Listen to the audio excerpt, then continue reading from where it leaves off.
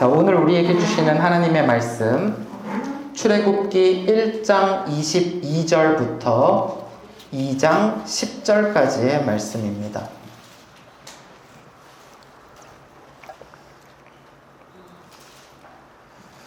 출애굽기 1장 22절부터 2장 10절까지의 말씀입니다.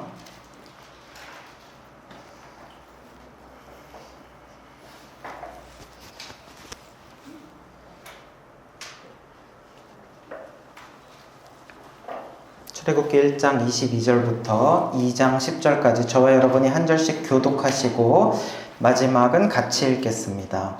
그러므로 바로가 그의 모든 백성에게 명령하여 이르되 아들이 태어나거든 너희는 그를 나일강에 던지고 딸이거든 살려두라 하였더라. 그 여자가 임신하여 아들을 낳으니 그가 잘생긴 것을 보고 석 달 동안 그를 숨겼으나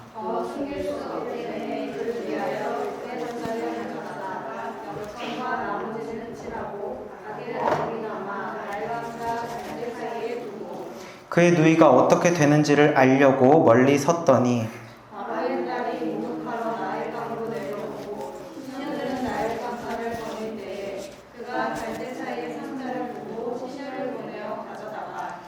열고 그 아기를 보니 아기가 우는지라 그가 그를 불쌍히 여겨 이르되 이는 히브리 사람의 아기로다.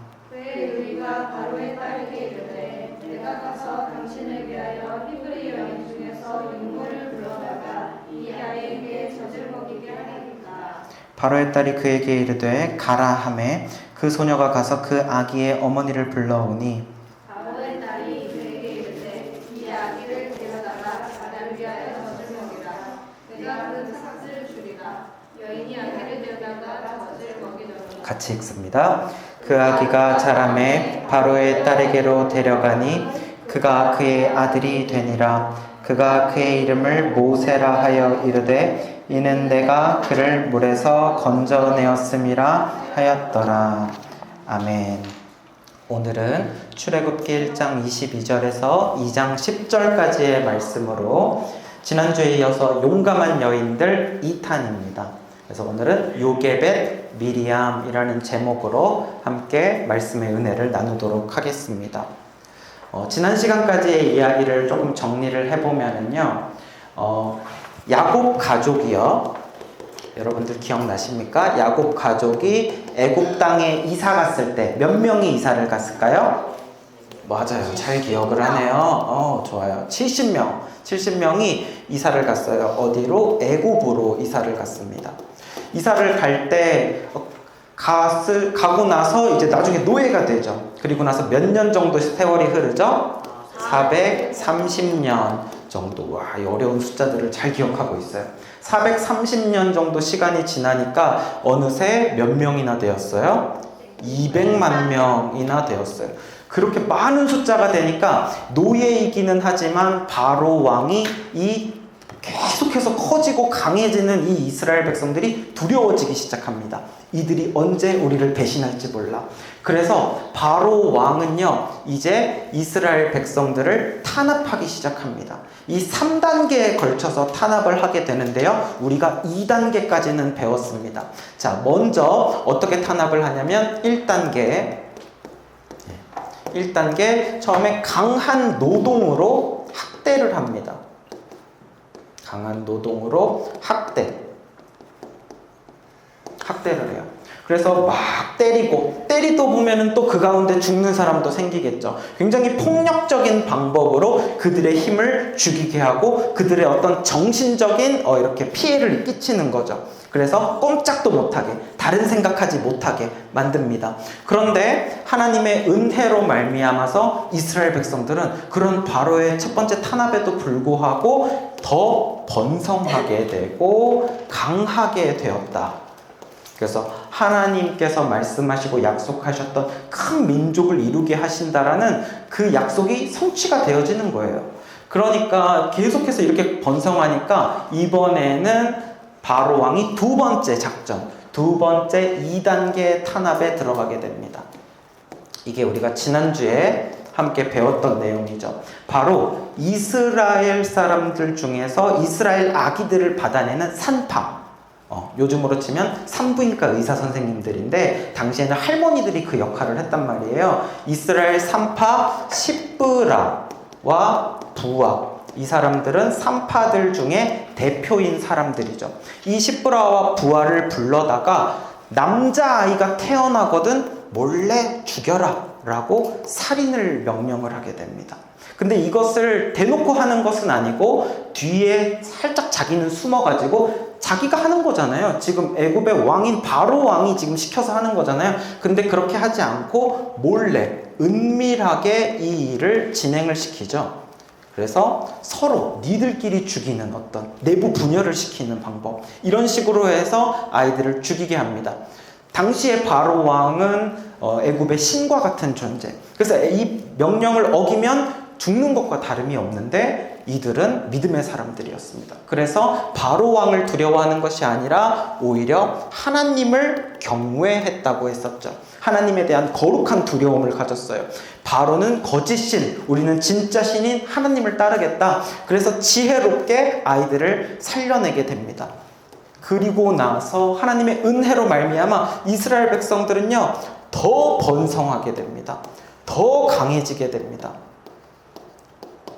사단이 공격하고 공격할수록 이스라엘 백성들, 하나님의 백성은 더 강해지는 거예요. 고난 가운데서 그들은 더욱더 강해집니다. 하나님의 은혜는 여전히 고요하게 흐르고 있습니다. 자, 이렇게 되었을 때 이제 극단적인 방법을 하게 됩니다. 바로 왕의 세 번째 학대, 세 번째 탄압 계획입니다. 자, 우리 22절 말씀 같이 한번 읽어보죠. 시작. 그러므로 바로가 그의 모든 백성에게 명령하여 이르되 아들이 태어나거든 너희는 그를 날강 던지고 살려두라 하였더라. 네. 지금까지 앞에서 했던 방법은 뭔가 비밀스럽게 하는, 은밀하게 진행이 되어졌거든요. 근데 이제는요, 대놓고 하기 시작합니다. 그래서 마찬가지로 아들이 태어났을 때예요. 아들이 태어나거든 너희는 그를 어디에 던져라? 나일강에 던져라. 아기가 태어나자마자 나일강에 던지면 당연히 죽겠죠. 이렇게 끔찍한 방법으로 아기를 죽이게 됩니다. 그래서 세 번째 3단계의 바로왕의 탄압, 나일강에 던짐. 이것은 단순한 살인 수준을 넘어서서 바로왕의 유아 대학살입니다. 실제로 벌어진 일이고 이것은 이제 모든 백성에게 한 명령이지만 그렇다고 해서 부모가 하지도 않았을 것이고 이웃이 하지도 않았을 거예요. 이것은 군인들이 돌아다니면서 그 아기들을 수색을 하고 아기들이 보일 때 아들이면 그대로 다 나일강에 던져버리는 끔찍한 만행이 시작이 됩니다. 여러분, 죄라는 것이 참 그런 것 같습니다. 처음에는요, 이렇게 처음부터 강한 죄를 짓기 시작하는 게 아니에요. 처음에는 죄를 좀 몰래 뒤에 숨어서 은밀하게 진행을 합니다. 그렇게 죄를 지을 때는 나름대로 좀 부끄러운 줄 알아요. 죄의식이라는 게 있습니다. 그렇기 때문에 뒤에서 진행을 하는 것이거든요. 그런데 이 죄가 점점 커지면 어떻게 됩니까? 나중에는요, 인간이 그 죄의 영향력에 오히려 지배를 받아서 죄의식이 사라지게 되고 부끄러움도 사라지게 되고 이제 대놓고 끔찍한 죄를 저지르게 되죠. 처음에는 은밀하게 했지만 이제는 어떻게? 대놓고. 그래, 나 나쁜 사람이야, 어쩔래? 이러는 거예요. 대놓고 뻔뻔하게 그냥 추악한 죄악을 저지르기 시작합니다. 사실 오늘날 나오고 있는 뉴스들을 보더라도 그런 생각이 들 때가 있을 거예요. 아, 참 저 사람들 뻔뻔하다. 어떻게 저렇게 죄의식도 없을까? 숨어서 죄 짓는 게 아니라 그냥 대놓고 죄 짓는구나. 그런 생각이 들 때가 있죠. 또 교회를 향한 핍박도 좀 그런 것 같아요. 예전에는요, 어떤 언론이나 방송 또 어떤 사회적인 분위기가 은근히 교회에 대한 이런 어떤 압박이 있는 것처럼 느껴졌는데, 이제는요, 그렇게 보이지 않게 압박하는 게 아니라 대놓고 교회를 차별하기 시작하고, 대놓고 기독교인들에 대한 어떤 편파적인 방법들, 어떤 그런 방법을 사용해서 교회와 교인이 마치 죄인이라도 된 것처럼 그렇게 교회를 핍박하고 있죠. 그러면서 언론이나 사회는 그런 것이 마치 뭐 죄가 아니라는 듯이 뭐가 문제인지도 모르는 그런 지경까지 이르게 되는 거죠. 죄라는 것이 그렇습니다. 점점 지으면 지을수록 그 죄가 커지는 거예요. 그래서 죄가 처음에는요, 호기심에 시작을 하게 됩니다. 그래서 처음에는 이거 한번 해볼까? 했다가 안 했다가 뭐 할 수도 있고, 호기심에 시작을 하게 되고, 재미로 시작하기도 하고, 몰래 숨어서 이렇게 슬쩍슬쩍 하게 돼요. 그런데 그 죄가 나중에 금방 커져버립니다. 금방 커져버리면요, 이때부터는 어떻게 되냐면 내 맘대로 잘 되지가 않습니다. 어쩔 때는 내가 내 의지와 상관없이 죄를 지을 수도 있어요. 그렇게 되면서 죄에 점점 중독이 되어지기를 시작을 하는 거예요. 그러다가 이제는 어떻게 돼요? 중독이 되어져서 그 죄를 짓는 시간들이 더 많아지게 되고, 죄는 마치 눈덩이처럼 커지게 되는데, 그 다음부터는 어떻게 돼요? 이 죄가 나를 잡아 삼켜버린다는 거예요. 내 안에 죄가 있는 게 아니라 죄 안에 내가 들어와 있는 것 같아요. 그래서 이때부터는요, 죄를 컨트롤하는 것이 불가능합니다. 불가능해요. 내가 죄를 짓는 것이 아닙니다. 이제부터는 죄가 나를 끌고 다녀요. 죄가 나를 딱 잡아다가 저쪽에다 갖다 놓고, 죄가 나를 잡아다가 또 저쪽에다가 던져놓고, 이런 식으로 하면서 내가 죄를 전혀 컨트롤할 수가 없는 거예요. 죄에 잡아 삼켜져 버리는 거죠. 오늘 말씀에서 보면은 애굽의 왕 바로가 이제는 그런 지경에 왔다고 보면 돼요. 그래서 그 죄, 자신이 가지고 있는 이 분노, 이것이 이제 막 폭발을 해버려서 이렇게 말도 안 되는 끔찍한 유아 대학살까지 하게 되는 겁니다. 자, 바로 왕이 이 정도까지 죄를 지었어요. 드디어 무엇이 되었을까요? 때가 찼습니다. 어떤 때가요? 하나님이 이스라엘 백성들을 구원하실 때가 됐어요. 그리고 이제는 바로 왕을 심판하실 때가 되었습니다. 그래서 하나님께서는 이스라엘 백성들을 구원하시기 위해서 한 인물을 예비하셨고, 그 인물은 바로 모세입니다. 그래서 오늘 이야기에서는요, 먼저 모세의 부모에 대한 이야기를 우리가 나누게 될 거예요. 모세는요, 구약 성경에서 등장하는 예수님을 예표하는 인물이에요.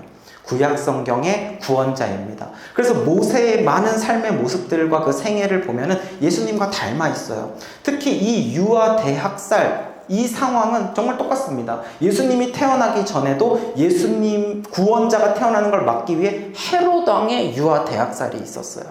그 과정에서 믿음의 부모들의 이야기가 나오는데, 여기에서도 마찬가지로 구원자인 모세가 태어나기 전에 이 바로 왕의 유아 대학살이 있고, 이때의 믿음의 부모들의 이야기가 나오는 거죠.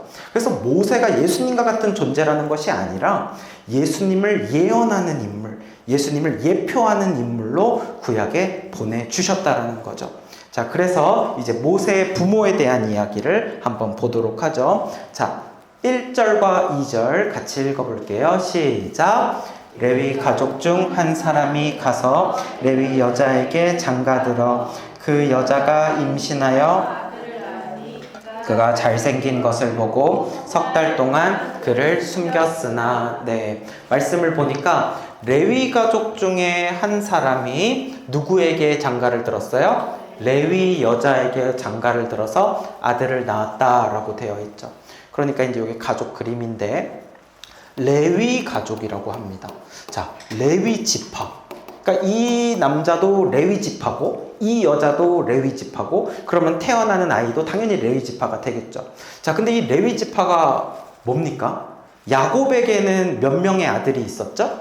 그 70명이서 이사 갈 때 12아들, 12아들이 있었고요. 이 12아들은 이제 이스라엘 민족의 12지파가 된다고 했어요.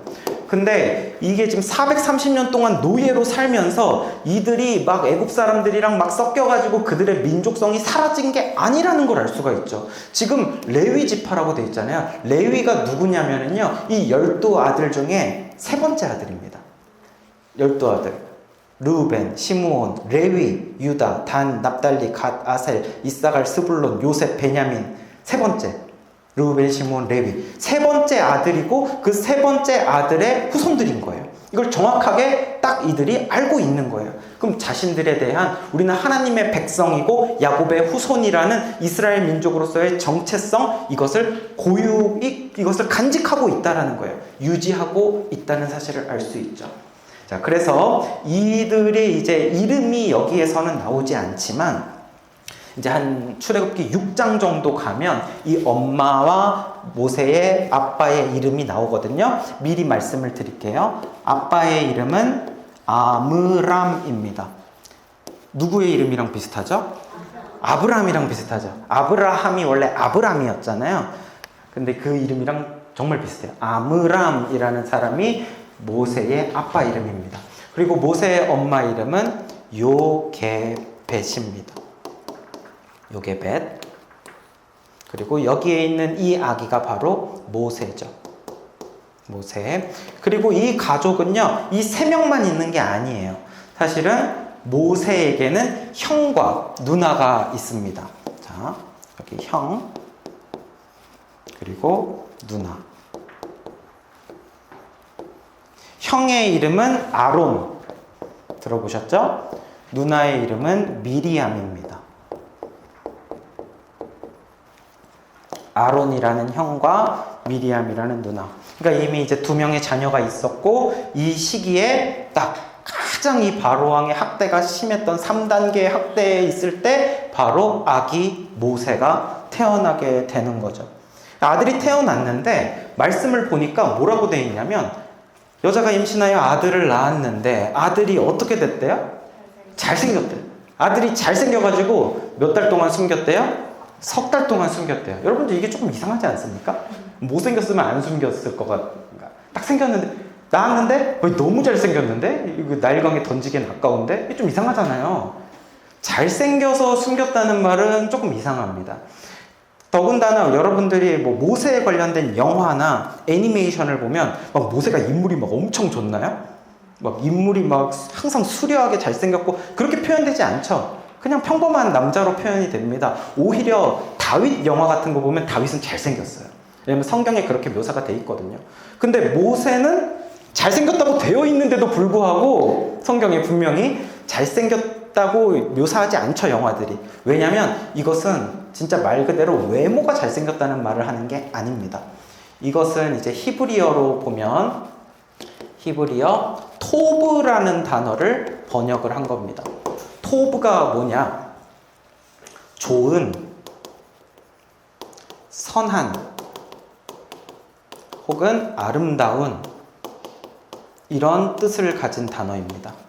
그러니까 사실은 잘생겼다라는 표현보다는 이런 표현이 더 맞아요. 좋은 아이, 선한 아이, 아름다운 아이라는 말이 맞습니다. 실제로 사도행전에도 뭐라고 되어 있냐면 모세는 하나님이 보시기에 아름다운 아기였다라는 말이 되어 있습니다. 근데 하나님이 보시기에 아름다운 아기였다는 것은 단지 어떤 외모만을 묘사하려는 것이 아니라 그 아기에 대한 뭔가 특별함이 있다라는 거예요. 하나님이 보실 때 모세가 아름다운 아기였대요. 아니, 세상에 하나님이 보실 때 아름답지 않은 아기도 있을까요? 모든 아기는 아름다울 텐데, 그러면 이 아기는 어떤 아기예요? 특별한 아기인 거예요. 특별한 아기인 거예요.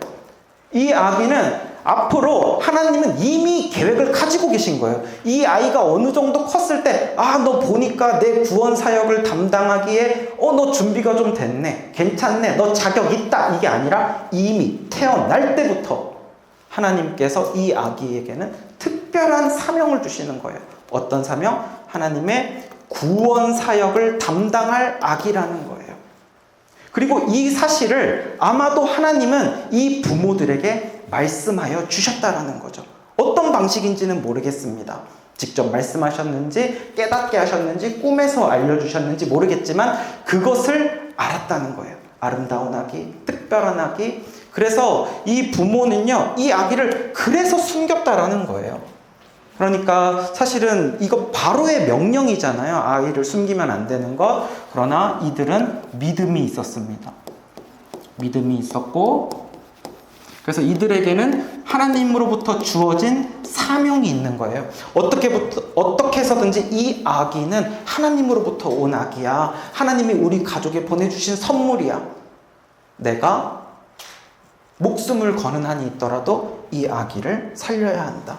나에게 맡기신 이 거룩한 사명을 지켜야겠다라는 믿음으로 이 아기를 살리게 되죠.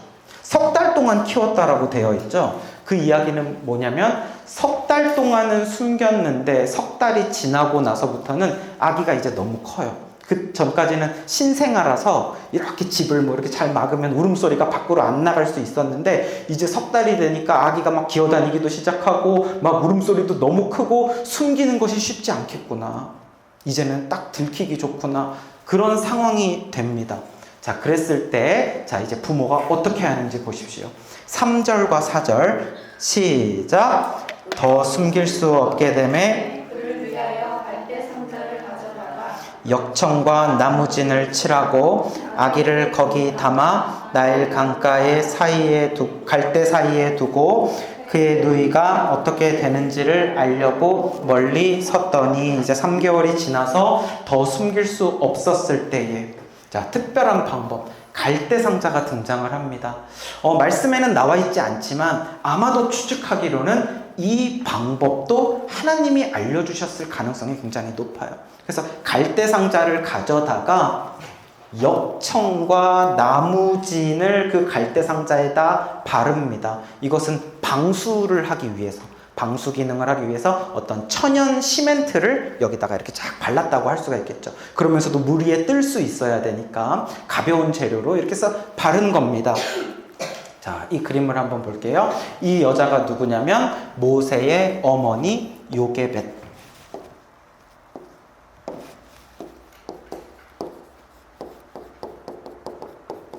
모세의 어머니고, 자신의 아기 모세를 이제 이 갈대 상자에다가 넣고 역청과 나무진을 바른 다음에 물 위에 띄우게 되는 겁니다. 나일 강가 그 갈대 사이에서 이렇게 띄우게 됩니다. 자, 이 갈대 상자가 히브리어로 무엇인지 알면 여기에는 굉장히 중요한 메시지가 있습니다. 갈대 상자, 이것을 히브리어로는 테바라고 합니다. 테바. 성경에는 테바가 2번 나옵니다. 테바에는요, 상자라는 뜻이거든요. 상자.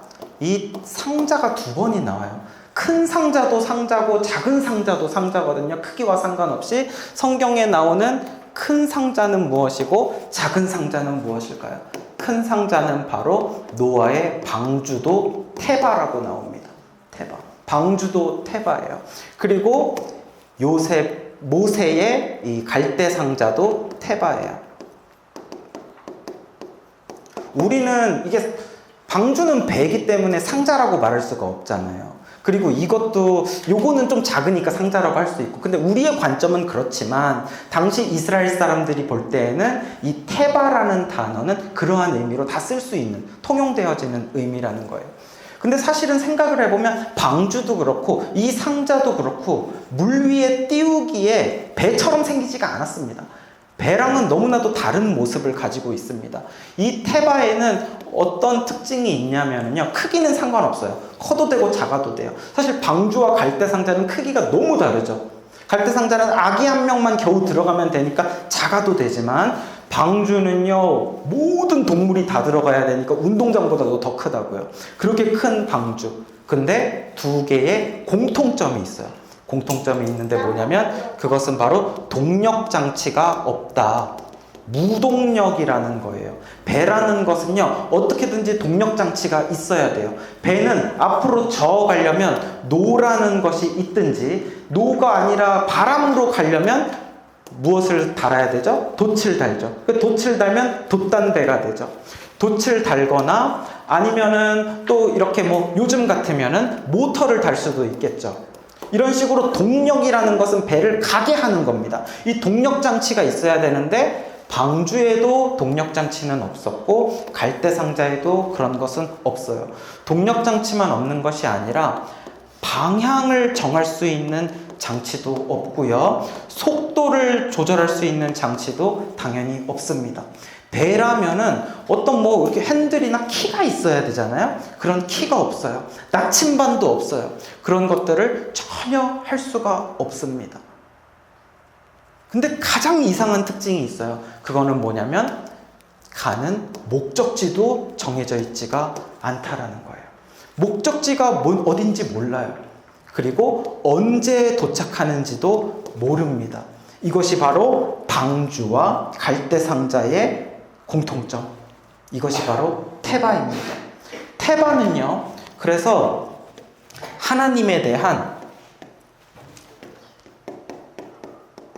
전적인 믿음과 신뢰, 이것이 바로 테바의 상징입니다. 하나님에 대한 전적인 믿음, 하나님에 대한 전적인 신뢰. 그러니까 모든 것을 다 하나님께 맡기는 거예요. 이 배가 어디로 갈지, 어떻게 갈지, 언제 도착할지, 어떤 방법으로 흘러갈지 아무것도 사람이 정할 수 있는 게 있어요, 없어요? 없어요. 그래서 방주도요, 이게 어디로 가는지 언제 도착하는지도 몰라요. 그래서 그 안에서 노아가 참 답답해 하거든요. 무려 1년 동안이나. 근데 이 갈대상자라고 해도 다를 게 없어요. 똑같다는 거죠. 테바. 아무것도 알 수도 없고 보이지도 않아요. 들리지도 않아요. 그럼에도 하나님을 전적으로 믿는 믿음, 이것이 바로 테바의 믿음입니다. 우리에게 이 테바의 믿음이 있어야 돼요. 여러분들의 인생 어디로 갈지 모르죠. 특히 우리 자녀들의 인생 어떻게 될지 아무것도 알 수 있는 게 없습니다. 언제 도착할지도 모르겠지만 나의 인생을, 나의 자녀를, 내 안에 있는 삶의 문제들을 갈대상자에 넣는 거예요. 하나님, 나의 인생을요. 하나님, 나의 자녀를요. 하나님, 내 안에 있는 문제들을요. 이 갈대상자 테바에 넣고 하나님께 맡겨드립니다. 하나님, 믿음으로 주님의 손에 맡겨드립니다. 하나님, 믿습니다. 하나님께서 하실 줄 믿어요. 나는 모르지만 나는 이제 살릴 수도 없어요. 그러나 실수가 없으신 하나님, 그분의 손에 맡겨요. 지혜로우신 하나님, 그분에게 모든 것이 달려 있습니다. 내 손을 이제는 떠나는 거예요. 이 테바, 나의 인생의 핸들을 하나님께 넘겨요. 하나님이 그 핸들을 잡으시는 것, 이것이 바로 테바의 믿음입니다. 자, 그렇게 해서 이제 갈대상자에 넣어서 아들 모세를 이렇게 떠나 보냅니다. 자, 그리고 나서 이제 어떤 일이 있냐면 누나였던 미리암이 그 갈대상자가 어떻게 되는지 따라가요. 아마도 엄마였던 요게벳은 따라가지 않고 그냥 눈물로 이제 떠나보내고 눈물로 기도했었을 거예요. 그러나 누나 미리암은 쫓아가죠. 자, 5절과 6절 같이 한번 읽어봅시다. 시작. 바로의 딸이 목욕하러 나일강으로 내려오고 시녀들은 그가 갈대 사이에 상자를 보고 시녀를 보내어 가져다가 열고 그 아기를 보니 아기가 우는지라. 그가 불쌍히 여겨 이르되 이는 히브리 사람의 아기로다. 여기까지요. 그 나일 강가로 이제 이렇게 떠내려 가는 거예요, 아기가. 어디로 갈지 모르잖아요. 더 깊은 강으로 갈 수도 있고, 이 나일강은요, 굉장히 이 물이 깊고 또 굉장히 큽니다. 그래서 사실은 이 물살에 의해서 상자가 뒤집어질 수도 있어요. 가다가 애굽 군대한테 발견될 수도 있습니다. 혹은 그 나일강에 살고 있는 많은 짐승들이 있는데 악어 같은 짐승도 있어요. 거기에 잡아먹힐 수도 있죠. 이런 굉장히 위험천만한 나일강. 근데 이게 어디로 들어가냐면 놀랍게도 바로의 궁전으로 들어가는 거예요. 이게 들어가서 바로의 딸이 이거를 발견을 하게 됩니다. 바로의 딸이 딱 목욕하러 나왔다가 이 갈대 상자를 발견을 하는 거예요. 이 여인의 이름이 등장하지는 않습니다만 바로는 왕이고 왕의 딸이니까 이 사람은 애굽의 뭐예요? 공주죠.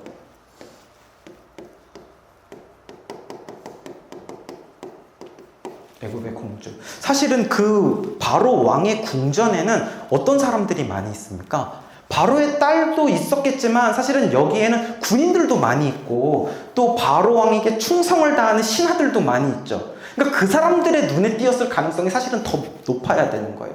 근데 그 사람들의 눈에는 안 띄면서 바로의 딸이 먼저 발견을 했다라는 건 이것은 은혜입니다.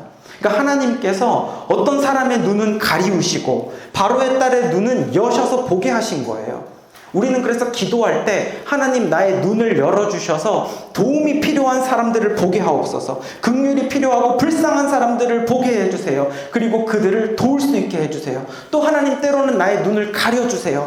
그래서 내가 어떤 유혹을 당하거나 죄를 짓게 되는 일이 있다면 아예 눈을 가려주셔서 보지도 않게 해주세요. 할 수 있어야 되는 거죠. 하나님은 모세를 위협하는 사람들의 눈은 가리셨고 모세를 구출해낼 수 있는 바로의 딸의 눈을 여셔서 보게 하십니다. 뿐만 아니라 이 말씀을 보면 뭐라고 되어 있냐면 상자를 열었는데 아기를 보니까 아기가 울어요. 그때 바로의 딸이 그 아기를 어떻게 여겼대요? 어떻게 여겼대요? 불쌍히 여겼다라고 되어 있죠. 그러니까 이 아기를 보면서 불쌍히 여겼다. 사실은 바로의 딸이잖아요. 그러면은 불쌍히 여기는 게 아니라 아니 이 아기는 히브리 아기가 아니냐, 이스라엘의 아기잖아. 그렇다면은 근데 이게 지금 많이 컸는데 이렇게 클 때까지 아직 살아있었다고? 이 괘씸한 것들 당장 죽여라 이렇게 할 수도 있잖아요. 뭔가 이게 좀 더 그럴듯하잖아요. 이 사람이 갑자기 선한 사람일 가능성이 되게 낮은 거 아닙니까? 근데 불쌍히 여겼다. 그러니까 하나님이 이 여인의 눈을 열어 아기를 발견하게 하신 것뿐만이 아니라 이 여인의 마음을 만지시는 거예요. 마음에 역사하시는 거예요. 하나님은 우리의 마음을 만지시는 분입니다. 마음을 여시는 분이에요. 하나님을 모르는 사람들의 마음을 열 수 있어요. 그들의 마음을 만질 수 있어요. 그래서 우리는 사람들을 위해서, 우리 이웃을 위해서, 가족을 위해서 그렇게 기도해야 돼요. 하나님, 저들이 저렇게 정말 복음이 안 들어갈 것처럼 마음이 굳어져 있고 강팍해져 있지만 그들의 마음을 만져주옵소서. 그래서 하나님이 바로의 딸의 마음을 만지셨고 이 모세를 보면서 불쌍히 여겼다. 불쌍히 여겼을 뿐만 아니라 이 아이를 내 자식으로 키워야겠다. 이 마음이 어떻게 갑자기 생기냐고요. 그런 마음까지도 갖게 하시는 거예요. 자, 그때 이제 누가 등장을 하냐면 모세의 누나인 미리암이 딱 이때 등장을 합니다. 자, 우리 7절 같이 읽습니다. 시작. 그의 누이가 바로의 딸에게 이르되 내가 가서 당신을 위하여 히브리 여인 중에서 유모를 불러다가 이 아이에게 젖을 먹이게 하리이까. 그러니까 히브리 여인 중에 유모를 불러다가, 유모는 이제 대신해서 아기를 젖을 먹이고 키우는 여성이죠. 이때 지금 딱 공주가 모세를 발견했을 때 그때 막 뛰어간 거예요. 누가? 모세의 누나인 이름이 뭐라 그랬죠? 미리암. 자, 미리암의 나이는 대략 이때 한 12세에서 15세 정도 되었을 것으로 추측을 합니다. 한 초등학교 5, 6학년, 중학생 그 정도의 소녀예요.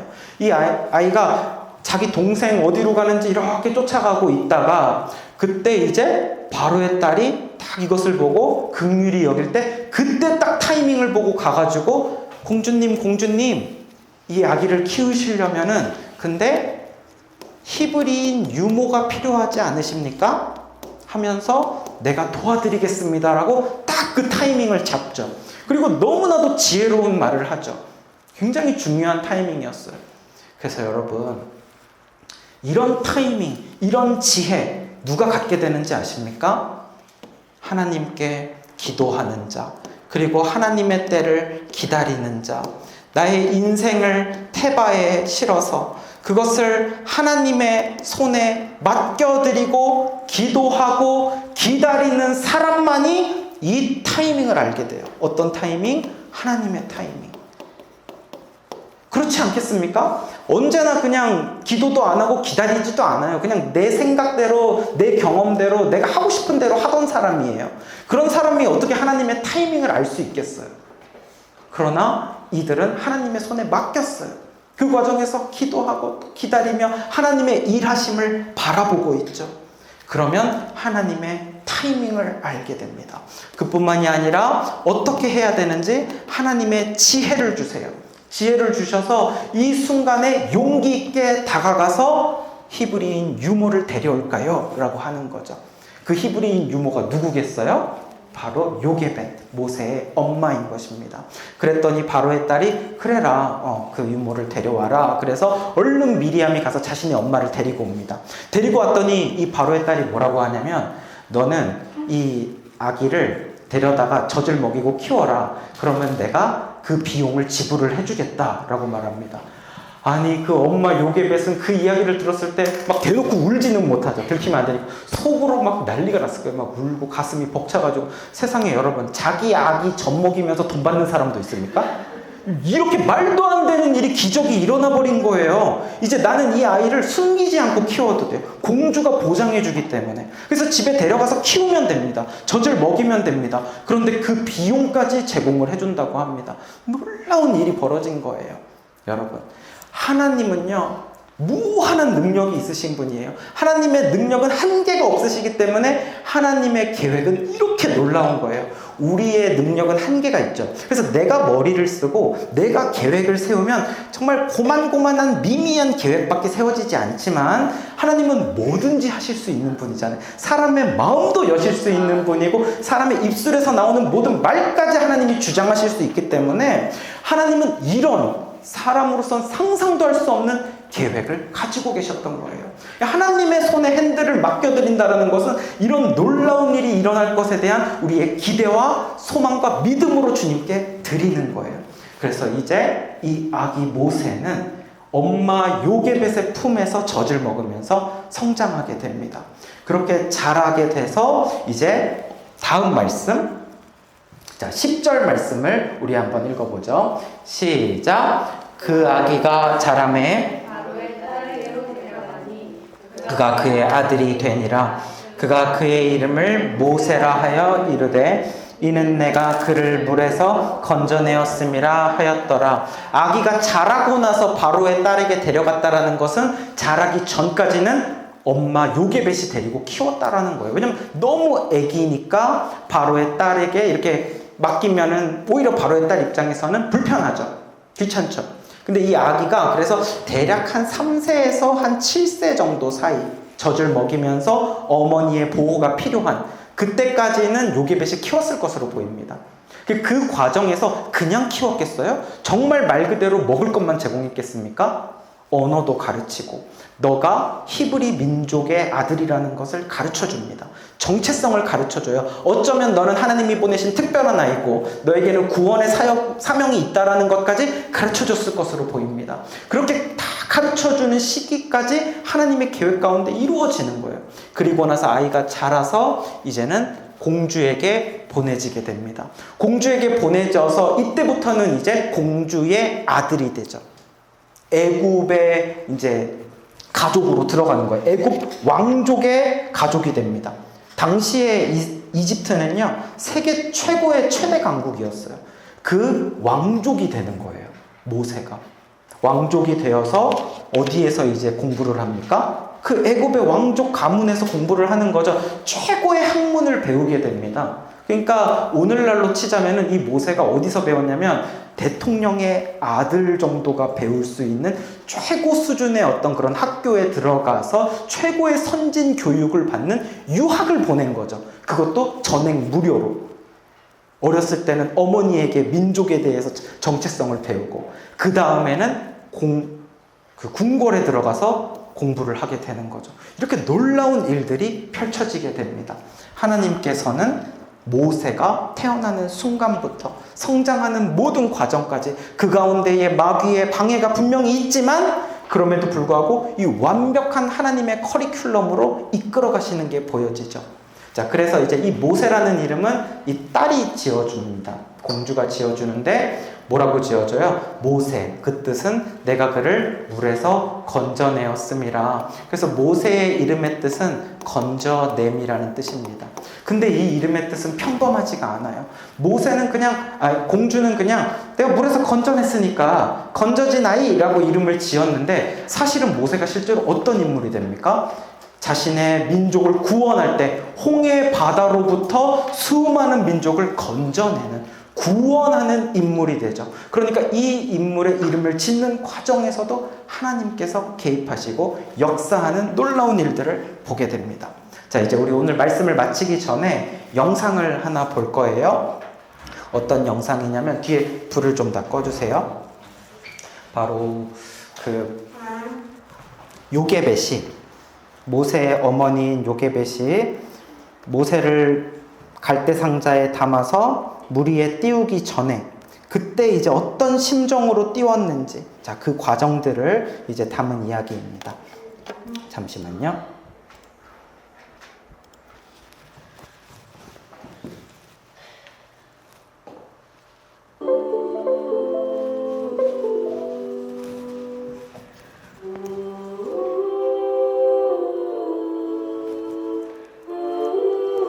요게벳의 노래라는 거고 영상은 이집트 왕자 애니메이션이에요. 그래서 주보에도 이 악보를 넣어놨어요.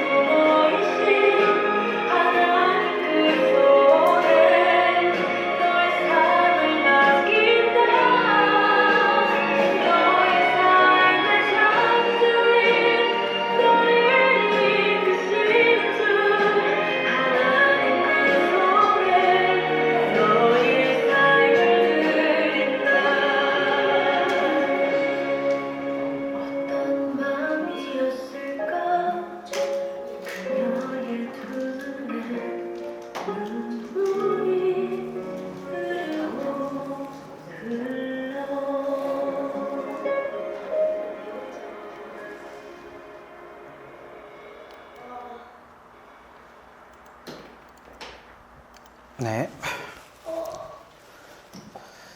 자, 이제 말씀을 정리를 하겠습니다.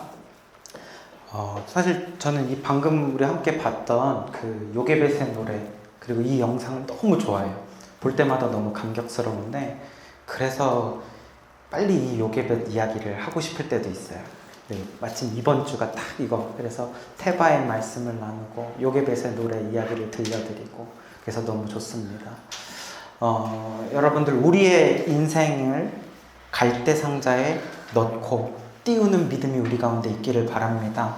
우리는요, 나의 삶을 내가 살면 더 잘 살 수 있을 것 같고 내 인생을 내가 핸들링하면 더 잘할 수 있을 것 같지만 그렇지 않아요. 내 경험보다 내 지식보다 훨씬 뛰어나신 전능하시고 전지하신 하나님께 나의 삶을, 나의 인생을, 나의 자녀의 문제를 맡겨드리는 거예요. 하나님께서 책임지십니다. 특별히요, 우리 부모들은요, 자녀의 인생들의 문제에 대하여서 생각을 할 때 내 자녀를 내 힘으로 좌지우지할 수 있는 게 아무것도 없습니다. 그래서 나의 아들, 나의 딸의 인생을 하나님께 맡겨야 돼요.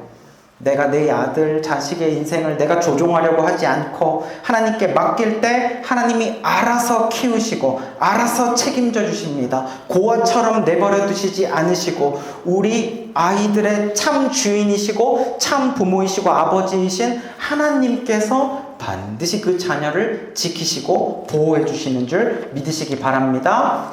불안해하지 마세요. 하나님을 믿으세요. 나보다 나를 잘 아시는 하나님, 나를 창조하신 하나님, 우리 가족을 창조하신 하나님께서 너무나도 우리를 사랑하시는 그분, 실수가 없으신 그 하나님께 나의 인생을 맡길 때, 나의 문제를 맡길 때 놀라운 기적의 역사가 일어나게 될 줄 믿습니다. 그래서 우리의 자녀를, 우리의 인생을 형통한 길로 인도하시기를 간절히 여러분들께 축복합니다.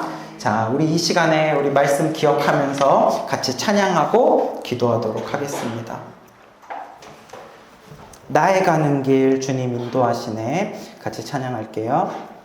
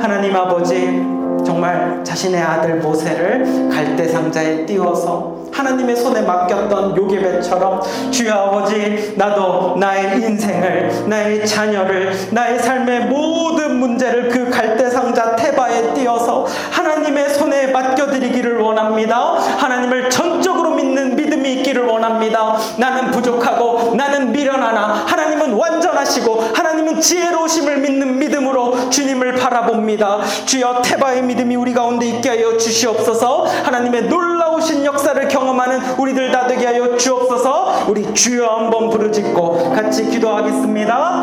주여,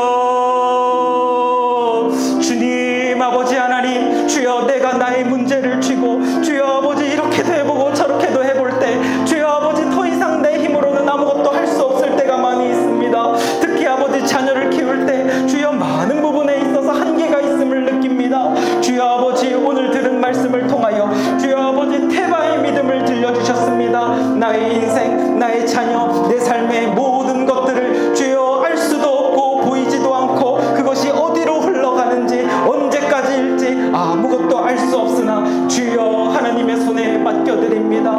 믿음으로 주님께 드립니다. 주여 아버지, 내가 할 수 있는 것들을 주여 내려놓고 이제는 하나님께 드릴 때 주여 나를, 나의 가족을, 나의 자녀들을 주여 형통한 길로 인도하실 줄 믿습니다. 나는 미련하나 하나님은 지혜롭고, 나는 할 수 있는 것이 제한되나 하나님은 할 수 있는 것이 제한되지 않고 무한하며 전능하시니 그 하나님을 전적으로 믿으며 하나님께 맡겨드립니다. 주여, 주님의 손에 있을 때 놀라운 일이 일어나고, 주님의 손에 있을 때 구원의 역사가 일어나고, 주님의 손에 있을 때 주여 선한 길로 인도해 주실 줄 믿사오니 끝까지 주님 바라보며 주님 신뢰하며 주여 승리하는 우리들 다 되게 하여 주시옵소서. 하나님 아버지, 나의 문제를요 내가 쥐고 내 생각과 경험으로 해보려고 할 때가 있지만 참 안 될 때가 많습니다. 특히 자녀를 키울 때는요, 그러한 것들이 참 어렵다는 것을 많이 느낍니다. 오늘 이 모세 부모의 이야기를 듣게 하셨어요. 내 자녀의 참 주인이시고 참 아버지이신 하나님께 온전히 내 자녀를 맡기기를 원합니다. 또 나의 인생을 맡기기를 원합니다. 하나님이 우리의 내려놓는 믿음을 받으시고 나의 인생을, 나의 자녀들을, 우리 가족을 형통한 길로 인도하여 주실 줄 믿습니다. 우리에게 믿음을 주옵소서. 하나님을 더욱 신뢰하게 하여 주옵소서. 그래서 고난 가운데도 끝까지 주님 바라보며 주님을 붙잡으며 승리하는 우리들이 다 되게 하여 주옵소서. 감사드리며 예수님의 이름으로 기도합니다. 아멘. 이제는 예수 그리스도의 은혜와 하나님 아버지의 사랑과 성령님의 교통하심이 나의 인생과 자녀와 나의 가족과 삶의 모든 것을 갈대 상자에 넣고 믿음으로 하나님의 손에 맡겨드림으로써 하나님을 전적으로 믿는 테바의 믿음으로 나아갈 때 하나님의 놀라우신 역사를 경험하기를 소망하고 다짐하고 주님만 바라보는 이 예배자들의 머리 위에 영원토록 함께 있을지어다. 아멘.